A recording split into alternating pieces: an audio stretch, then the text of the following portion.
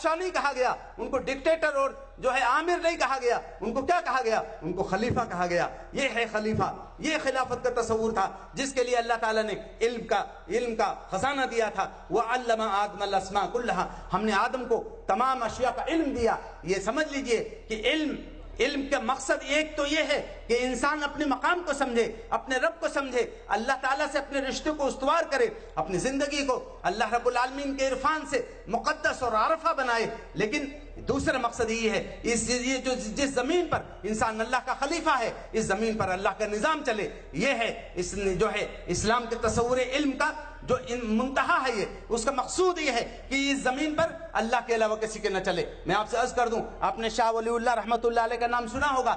شاہ ولی اللہ کے ایک بیٹے ہیں، امت مسلمہ کے بہت بڑے محسن ہیں۔ میں اپنے مختصر اور طالب علمانہ علم کے اعتبار سے کہہ سکتا ہوں کہ ہندوستان کے بر صغیر کے مسلمانوں پر کسی ایک خاندان کا اگر سب سے زیادہ احسان ہے تو وہ شاہ ولی اللہ رحمۃ اللہ علیہ کا خاندان ہے۔ شاہ ولی اللہ خود اپنے زمانے کے ایک عالم ربانی، ان کے بیٹے ایک سے ایک دین کے بڑے خادم شاہ عبد القادر رحمۃ اللہ علیہ، جنہوں نے قرآن مجید کا پہلا بامحاورہ ترجمہ کیا اور تفسیر لکھی موضوع القرآن کے نام سے۔ انہوں نے ایک جگہ لکھا کہ اللہ رب العالمین کی کبریائی کا قیام، اللہ کی کبریائی کا اعلان، یہ جو ہے محمد رسول اللہ صلی اللہ علیہ وسلم اور آپ کی امت کے بعثت کے مقاصد میں ہے۔ تو اس کا مطلب یہ ہے کہ بعض لوگ یہ سمجھتے ہیں کہ اللہ کی کبریائی کا اعلان کا کام اس پہ ختم ہو گیا کہ ہم نے اذان کی آواز بلند کر دی، اللہ اکبر۔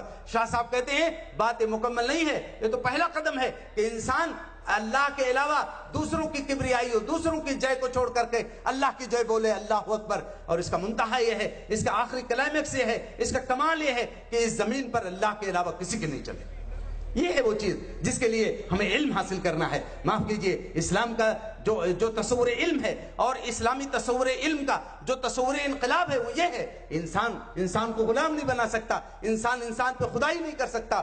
آپ سے میں عرض کر دوں، جب یہ اسلام کا یہ تصور علم آیا اور اسلامی تصور علم کا یہ انقلابی تصور دنیا نے دیکھا، اٹھا کے دنیا کی تاریخ دیکھ لیجئے، ایک سنگل مثال نہیں مل سکتی ہے کسی مذہب کے تاریخ میں۔ محمد رسول اللہ صلی اللہ علیہ وسلم کے دیوانوں نے جب اللہ کی کبریائی قائم کی اس زمین کے اوپر تو کیا ہوا؟ اس زمانے میں حضرت ابو بکر ہیں، خلیفہ ہوئے شام کے ٹائم میں، صبح نکلتے ہیں، اپنا کپڑے کا گٹھا لے کے جا رہے ہیں، ایک بچی نے آ کے پکڑ لیا اور کہا ابو بکر میں نے سنا ہے آپ خلیفہ ہو گئے ہیں، تو میری بکریاں کون دھوئے گا؟ ابو بکر نے اس بچی کو گود میں اٹھا لیا، کہا بیٹی خلیفہ ہونے سے کیا ہوا، خلیفہ تو قوم کا خادم ہوتا ہے، میں انشاءاللہ اور پابندی سے تمہاری بکریاں دھونے آیا کروں گا۔ وہ عمر جس دن انتقال ہوتا ہے اس دن یورپ کے مرکز میں، یورپ کے بطن میں بالکل آرمینیا میں جہاد چل رہا تھا، وہ عمر جانتے ہیں مسجد میں خطبہ دے رہے تھے، کہا کہ لوگوں تم نے اللہ اور اس کے رسول کے حوالے سے مجھے خلیفہ مانا ہے تو تم پہ فرض ہے کہ تم میری اطاعت کرو۔ اس کے بعد تھوڑا سا توقف اختیار کیا، تھوڑا خاموش ہو گئے، اس کے بعد بولے، کہا اچھا یہ بتاؤ اگر میں کبھی ٹیڑھا چلنے لگوں تو کیا کرو گے؟ بڑے بڑے صحابہ خاموش رہے، کبار صحابہ کے بارے میں آتا ہے سیرت کی کتابوں میں کہ وہ خاموش رہے، لوگوں نے سوچا اگر عمر ٹیڑھا چل لیں گے تو کیا ہوگا؟ پیچھے مسجد کے بالکل پیچھے ایک بدو صحابی بیٹھے ہوئے تھے گاؤں کے، اٹھ کے کھڑے ہو گئے، تلوار نکالی اور دکھاتے ہوئے کہا عمر ٹیڑھا چلنے لگو گے نا تو اسی سے سیدھا کر دیں گے۔ حضرت عمر نے نہیں کہا کہ مسلمانوں دیکھو تمہارے خلیفہ کی شان میں گستاخی ہو رہی ہے، یہ بدتمیزی کر رہا ہے، یہ اس کو کوڑے لگاؤ، اس کا سر قلم کر دو۔ حضرت عمر کے بارے میں آتا ہے فوراً ممبر سے نیچے اترے، سجدے میں چلے گئے، پھوٹ پھوٹ کر رونے لگے، بہت زور زور سے بولنے بھی لگے، کہنے لگے اے اللہ تیرا کتنا بڑا کرم ہے کہ تو نے ایسے لوگوں کو پیدا کیا ہے کہ عمر اگر کبھی ٹیڑھا چلنے لگے تو انہیں اسے سیدھا کرنا آتا ہے۔ میرے بھائیوں اور میرے دوستوں، جب اسلام اپنے تصور علم کے ساتھ آتا ہے تو اس میں اللہ رب العالمین ان لوگوں کو عقل مند قرار دیتے ہیں جو اللہ کی نشانیوں کو سمجھتے ہیں، جو اللہ کے کائنات میں اللہ کی نشانیوں کو پاتے ہیں۔ اگر آپ دیکھیں، آپ سے طالب علم ہیں، آپ تعلیمی اداروں سے وابستہ ہیں، آپ کے اساتذہ ہوں گے، ہم نے بھی مدرسے میں پڑھا، کالج میں پڑھا، یونیورسٹی میں تعلیم حاصل کی۔ میں آج بتا رہا ہوں کہ مدرسے کے بعد جب میں کالج میں گیا مجھے اچھی طرح اس وقت معلوم ہوا کہ مکتب کی تعلیم کی کیا برکت ہے، مدرسے کی تعلیم کی کیا برکت ہے۔ آج علم کا وہ تصور جس کا سرا اللہ کی کتاب اور اللہ کے نبی کی زندگی اور سیرت سے نہیں جڑا ہوا ہے، وہ تعلیم کا پورا نظام انسانیت کے لیے تباہ کن ہے، انسانیت کے لیے مہلک ہے۔ امت مسلمہ اس کا بدل پیش کر سکتی ہے۔ اللہ تعالیٰ نے قرآن مجید میں کہا اللہ کے نزدیک کون عقل مند ہے، who are the intellectuals in the light of Quran and Sunnah. کون لوگ ہیں جو قرآن و سنت کی روشنی میں دانشور ہیں؟ کیا آپ کے یہ دانشور جو اخباروں میں چھپتے ہیں؟ معاف کیجیے گا، ان کو قرآن نہیں دانشور مانتا، ان کو قرآن نہیں انٹلیکچوئل مانتا۔ قرآن نے اعلان کر دیا ہے ان فی خلق السماوات والارض واختلاف اللیل والنہار لآیات لأولی الالباب، بے شک زمین اور آسمان کی تخلیق اور رات و دن کے ایک دوسرے کے بعد آنے جانے میں نشانیاں ہیں عقل مندوں کے لیے۔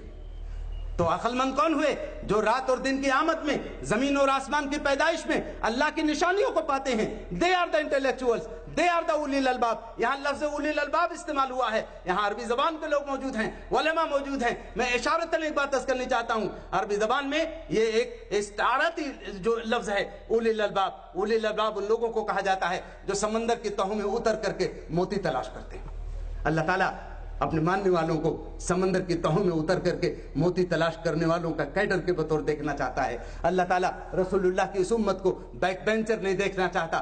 دنیا کی قومیں جب بینچوں پہ بیٹھ کر کے اور صفوں میں بیٹھ کر کے علم اور جو ہے اختصار اور اسپیشلائزیشن کی کوششیں کر رہی ہوں، تو محمد رسول اللہ صلی اللہ علیہ وسلم کی امت پچھلی بینچ پہ بیٹھ کر کے بڑی مایوسی اور شکستگی کے ساتھ دنیا کی قوموں کو دیکھ رہی ہو۔ معاف کیجیے، رسول اللہ سے نسبت کی توہین ہے یہ۔ ہمارے نبی نے فرمایا اگر آج تم نے ایک چیز کی تخلیق کی، ایک چیز کو کھوجا، ایک چیز کی بنیاد رکھی، ایک کوئی چیز تم نے انوینٹ کیا اور اگلا دن اس کے ذکر میں کھو دیا، تو فرمایا تم نے اگلے دن کو برباد کر دیا۔ اسلام کا جو کریٹو اپروچ ہے وہ یہ ہے کہ اگر اللہ کے نبی نے فرمایا اگر تمہیں قیامت کی واضح نشانیاں نظر آ جائیں، بالکل واضح نشانیاں نظر آ جائیں اور تمہارے ہاتھ میں کوئی پودا ہو تو اس کو لگا دو۔ اللہ تعالیٰ اقبال کی روح کو تسکین دے، عجیب و غریب بات کہہ گیا، کہا کہ ستاروں سے آگے جہاں اور بھی ہیں، ابھی عشق کے امتحان اور بھی ہیں، اسی روز و شب میں الجھ کر نہ رہ جا کہ تیرے زمان و مکان اور بھی ہیں، اور قناعت نہ کر عالم رنگ و بو پر زمین اور بھی آسمان اور بھی ہیں۔ معاف کیجئے، جہاں اسلام اپنے ماننے والوں کو افق در افق علم اور اختصاص اور ریسرچ اور دنیا کی کائنات کی قوتوں کو واشگاف کر کے اللہ تعالیٰ کے دین کی سربلندی و غلبے کے لیے اس پورے کیڈر کو تیار کرنا چاہتا ہے، آج وہ امت علم کے معاملے میں دوسری قوموں کی مقتدی بننے کے پوزیشن میں نہیں ہے۔ معاف کیجئے، آج جو لوگ دنیا کو لیڈ کر رہے ہیں، دنیا پہ جن کا غلبہ ہے، ان کے بارے میں بھی اقبال نے بڑا زوردار تبصرہ کیا۔ تبصرہ ان کو یقیناً تلخ لگ سکتا ہے، لیکن اقبال تو اسلام کا دیوانہ ہے، رسول اللہ صلی اللہ علیہ وسلم کا دیوانہ ہے۔ اقبال نے کہا کہ جس نے سورج کی شعاؤں کو گرفتار کیا، زندگی کی شب تاریک سحر کر نہ سکا، ڈھونڈنے والا ستاروں کی گزرگاہوں کا اپنے افکار کی دنیا میں سفر کر نہ سکا، اپنی حکمت کے خم و پیچ میں الجھا ایسا آج تک فیصلے نفع و ضرر کر نہ سکا۔ آپ کن کی طرف للچا کے دیکھ رہے ہیں؟ میں اپنے عزیز نوجوانوں سے کہنا چاہتا ہوں، یہ دنیا کے جو دنیا کو جو ہے لوٹنے والے، دنیا کا استحصال کرنے والے، اپنے خونی پنجوں سے جو دنیا کے قاتل بنے ہوئے ہیں، ان کی نقالی کرنے کی کوشش نہ کرو۔ میرے عزیز دوستو اور میرے ساتھیوں، آپ محمد رسول اللہ کے امتی ہیں۔ محمد رسول اللہ صلی اللہ علیہ وسلم رحمت للعالمین بن کے آئے، ان کا نظام